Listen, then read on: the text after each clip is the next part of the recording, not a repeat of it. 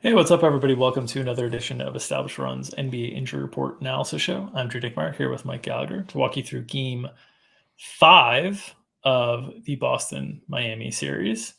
Boston getting a home game here to stave off elimination once again. Unfortunately, we do have some injuries to talk about. With me to do it, as always, Mike Gallagher. Mike, how are you? Doing great. Got a nice little morning hike in today. Gonna actually go lift weights. I'm trying to work on some weightlifting for the now that it's hashtag beach season. So I'm trying to get in better shape and get some weightlifting going on here. But I'm feeling really good.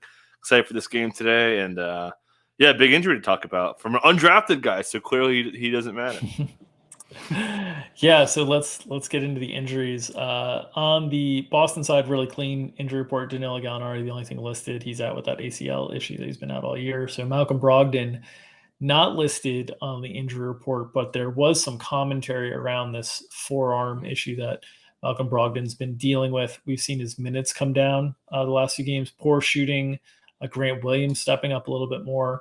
Can you talk a little bit about the quotes and commentary around Malcolm Brogdon and your thoughts on his role tonight? Yeah, Jared Weiss of The Athletic reported that Malcolm Brogdon's been playing through a partial tear in the tendon running from his right elbow to his forearm.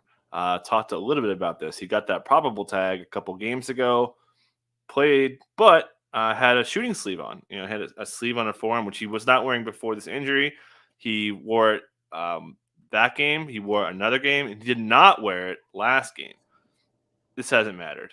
He's been quite bad, missing layups, missing jumpers. The defense has been better in my opinion, but game one, his defense was really bad. We don't really know too many other details here, but I think it's clearly affecting him, and it's a big reason why we've seen Grant Williams pick up minutes, and I think that's why. I think if they knew Malcolm Brogdon was healthy, we saw this. Maybe it happened in Game 7. Maybe it happened another time, but definitely I think this is going to affect him. So this really helps Marcus Smart's minutes. Derek White, who was a disaster early in the series, was, I thought, significantly better in Game 4. So his minutes are pretty secure here. Grant, I think, a lock for low teens minutes, maybe more. Things are going strong. Obviously, the Jays will have to play a bunch, but yeah, this Brogdon injury is kind of a big deal from an offensive standpoint and just from a shooting standpoint as well. Yeah, I mean, 29 minutes for Grant Williams last game. Mhm. So we had speculated last game whether they tighten it up, whether he'd be in the rotation or not. He's clearly in the rotation and was a big piece, shooting 4 for 6 from three in that game, grabbed 6 rebounds, played really, really effectively. The question for me, I guess, is at this point are Grant Williams' minutes more secure than Malcolm Brogdon's Mhm. minutes at this point? What are your thoughts on that? Yeah, I think so. I mean, yeah, Brogdon suffered it in game one. With the report says was dealing with golfer's elbow, got an MRI there, so and it got worse as well. So yeah, I think that's fair. I mean, if Brogdon doesn't have it again, and he's had some really gross misses, so it's fair to speculate that a guy who was elite at shooting the basketball, one of the best 3-point shooters for most of the season, and a big reason why he won six man. So it sounds insane for a guy who wasn't in the rotation in game one, but you can make a case that Grant's defense has been pretty good. Obviously, everyone wants to talk about the Jimmy, headbutt, pointing at him stuff, but Grant's been impactful and he's making shots, and which is Malcolm Brogdon's not doing. So I think that's fair to say that Grant's minutes are actually a little bit safer than Brogdon's today. All right, let's turn to the Heat, where there's much more injury, many more injury situations to go through. On the outside of things, Tyler Hero and Victor Oladipo, we've known they've been out, but Gabe Vincent already ruled out with that left ankle sprain, suffered in Game 4. They're also listing Bam Adebayo and Cody Zeller as available. Bam Adebayo with the right shoulder discomfort, Cody Zeller nasal fracture, both listed available, so they are expected to play. But the absence of Gabe Vincent creates a big hole for this Miami team. Vincent had routinely been playing into the 30s, mid 30s in this series, lost some playing time last game due to that ankle sprain. Mhm. What are your thoughts on how Miami tries to cope in the absence of Gabe Vincent? Big loss, just from a depth chart perspective. They've got one point guard left. No Oladipo, no Hero. So you're left with the old Kyle Lowry. There's some commentary from Spoelstra not officially saying they're going to start him, but it sounds pretty likely Lowry's going to start. And who knows how many minutes he's going to play. We saw him grab at his groin in the second half, and he's an older player. Miami didn't list Bam for a hamstring for a while before they started listing improbable for a bit. And I had speculated after the Atlanta game, I was like, yo, Bam is really hurt. And he wasn't listed in that game. So there's a chance that Miami is misleading us on this Lowry stuff. I mean, he's gonna play, but there's a chance that this groin thing could impact his minutes, could impact how well he plays, how many minutes, how much he's involved in his minutes there as far as ball handling goes. Defensively, there's a lot of questions you can ask about a guy who struggled with injury for most of the season. So that's a big factor. And then Gabe's defense has been huge.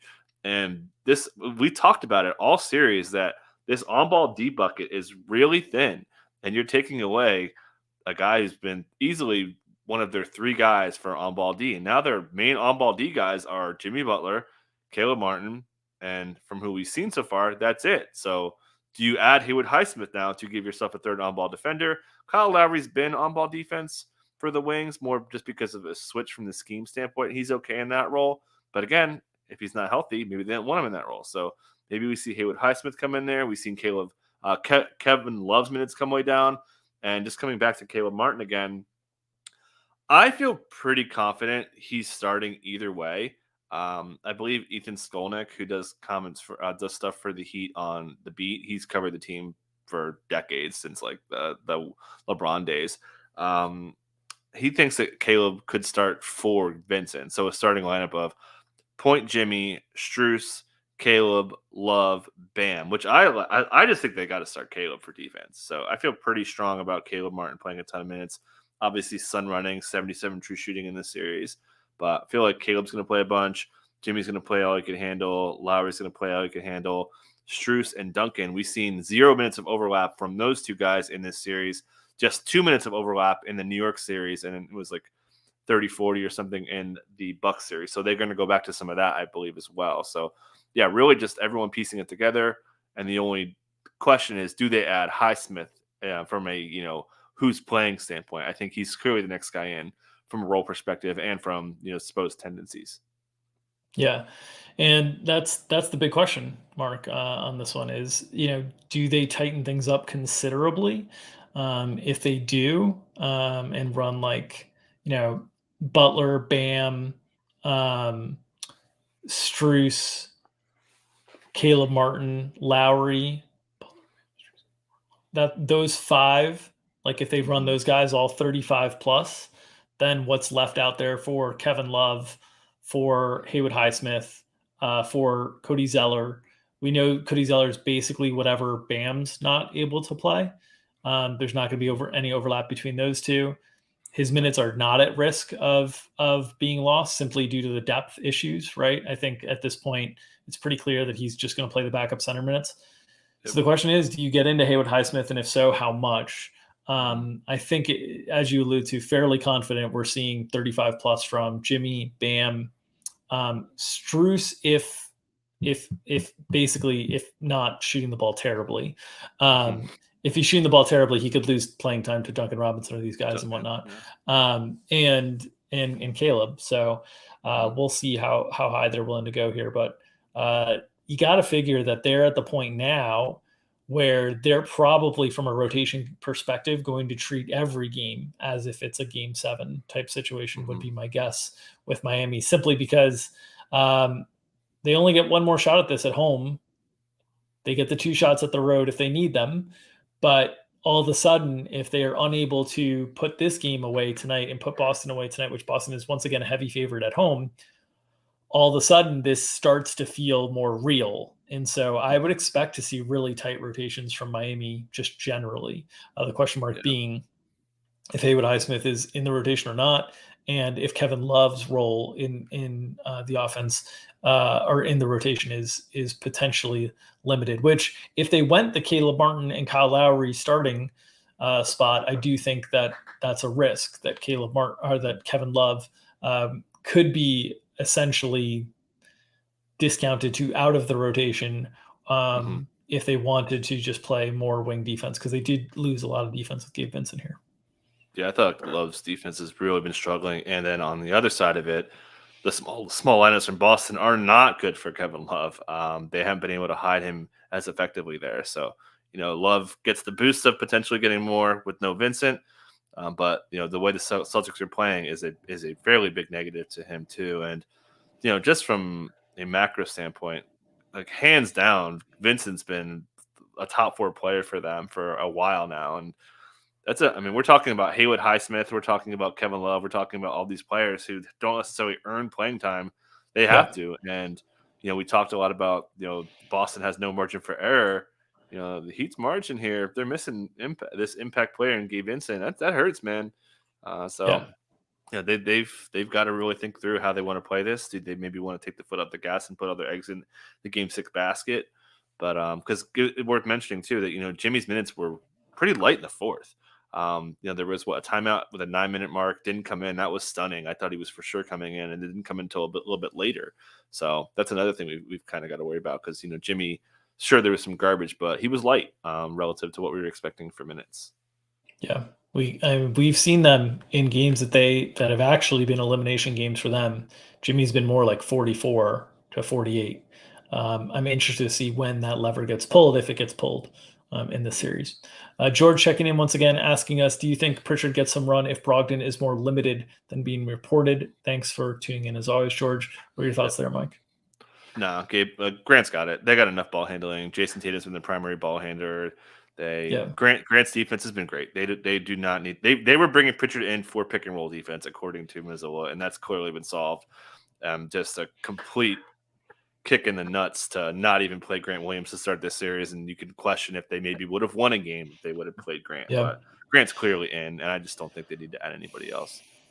Another low-key aspect to this loss of Gabe Vincent, right, is that fewer 2 small guard lineups from Miami that they're able to put out there, right? So in general, Peyton Pritchard theoretically was more likely to be able to survive lineups that have Gabe Vincent and Kyle Lowry kind of both out there from a matchups perspective. You take those lineups away, all the players that you're putting in Gabe Vincent's spot are all bigger. In a lot of cases, outside of Kyle Lowry, we're talking about guys that are 4s. We're talking about Kevin Love. We're talking about Caleb Martin. We're talking about Haywood Highsmith, guys that are 3-4s. So this is a big size upgrade for Miami as well, which I think certainly hurts the potential of Peyton Pritchard playing in this game. And I think also helps Grant Williams there's just a lot of arrows pointing in the direction of Grant Williams right now. Okay. Any other notes you want to hit before we get out of here? No Western Conference game to touch on, of course, as the Nuggets have moved on to the Western or to the NBA Finals. So any other notes you want to touch on before we get out of here?